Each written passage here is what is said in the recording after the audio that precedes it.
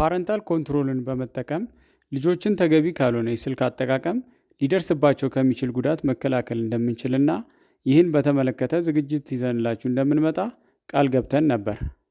የወላጅ ቁጥጥርን ከምንተገብርባቸው መንገዶች ውስጥ የስማርት ቲቪ ሴፊቲ ሴቲንግ፣ የዩቲዩብ ሬስትሪክትድ ሞድ እንዲሁም ፓረንታል ኮድ፣ የህፃናት ዩቲዩብ አፕሊኬሽን እና የጉግል ፓረንታል ኮንትሮል ይገኙበታል። በዚህ ዝግጅት የኤልጂ ስማርት ቲቪ ላይ የሴፊቲ ሴቲንግ ፓረንታል ኮንትሮልን እንዴት እንደምንጠቀም አሳያችኋለሁ። ሴፊቲ ሴቲንግ እንደየቲቪው አይነትና ሞዴል አተገባበሮቹ ሊለያዩ ቢችሉም መሰረታዊ አሰራራቸው ግን ተመሳሳይ ነው። በመጀመሪያ የቲቪው ሴቲንግ ውስጥ እንገባለን።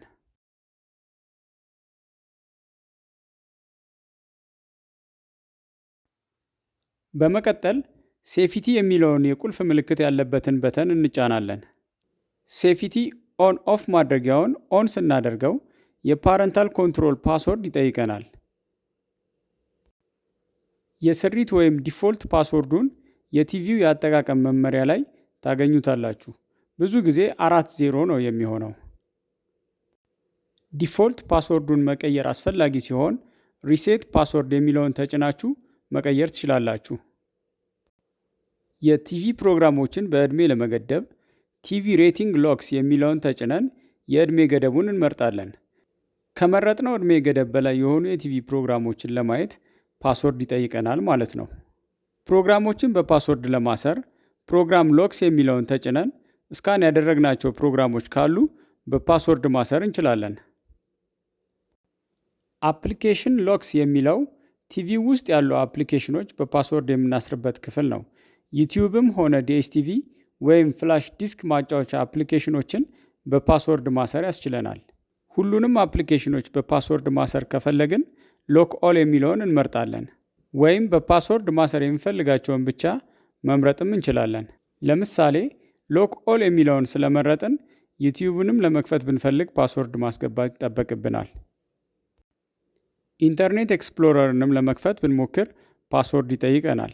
ለመጀመሪያ ጊዜ በፓስወርድ የቆለፍናቸው አፕሊኬሽኖች የፓስወርድ ቁልፉ የሚሰራው ቲቪውን አጥፍተን ስናበራው ሊሆን ይችላል። ኢንፑት ሎክስ ደግሞ የዲሽ ዲኮደር እና ሌሎች ከቲቪው ጋር ተገናኝተው አገልግሎት የሚሰጡ ነገሮች በቲቪው ያለ ፓስወርድ ማሳየት እንዳይችሉ የምናደርግበት ነው። ሎክ ኦል የሚለውን በመምረጥ ሁሉንም ኢንፑት በፓስወርድ ማሰር እንችላለን፣ ወይም የምንፈልገውን ብቻ መርጠን በፓስወርድ ማሰር እንችላለን። በፓስወርድ የታሰረ ኢንፑት መጠቀም ከፈለግን ፓስወርዱን ማስገባት ይጠበቅብናል ማለት ነው። እነዚህን የወላጅ ቁጥጥር መንገዶች በመጠቀም ልጆች ማየት የሌለባቸውን ቪዲዮዎች ባለመፍቀድና ቲቪ መጠቀም ባልተፈቀደላቸው ጊዜ ቲቪ እንዳያዩ በማድረግ ሊደርስባቸው ከሚችል ጉዳት ልንከላከላቸው እንችላለን። በቀጣይ ዝግጅታችን የተቀሩትን የፓረንታል ኮንትሮል ወይም የወላጅ ቁጥጥር ማስቻያ መንገዶችን ይዘንላችሁ እንመጣለን።